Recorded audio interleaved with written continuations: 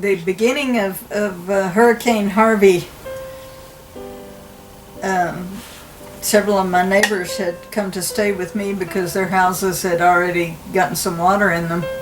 I just happened to be up, going to the bathroom. I looked out the window to see what the weather was doing, and I saw the wave coming from Addicks Dam, and I could not believe it. I mean, it was like a large wave coming down our street and flooding everything in its path. And in the end, I had 4 3/4 feet.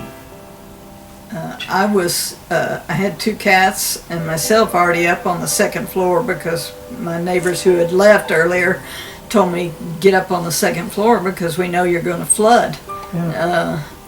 So I had gotten the cats up there in their cages, and we were up there on the 2nd floor. So as the water came in and came up, my neighbors were continually worrying about me, and my next door neighbor, Ron Langston, was very, very helpful and came back in an airboat to rescue me and the cats. The water stayed in this neighborhood for 2 to 3 weeks. Yeah.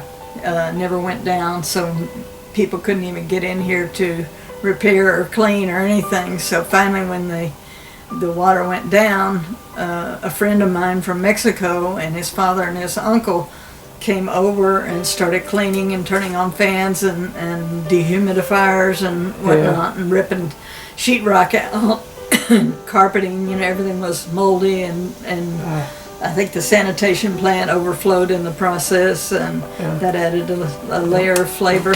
I was blessed enough by my neighbor Ron to be introduced to his church, and his church happened to know Total Restoration, and just unbelievably beautiful remarks about them, how much wonderful work they do.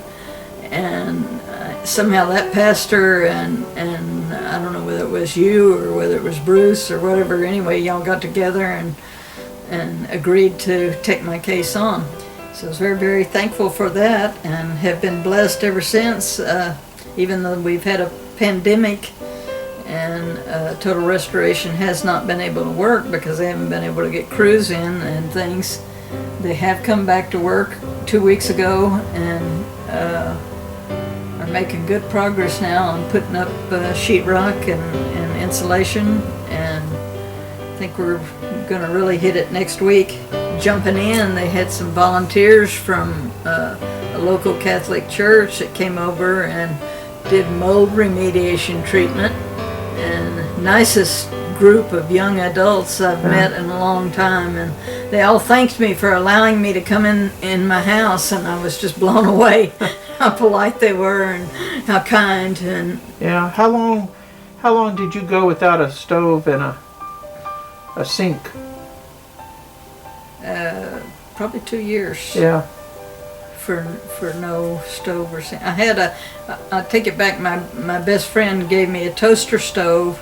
Okay. And she gave me a double hot plate so I could, heat vegetables on or something like that, Yeah. And I could bake some fish or something, chicken in the toaster oven. So I managed just surviving. But worst was that there was no air conditioning for, I think, 6 months, because it was a very, very hot summer. Yeah.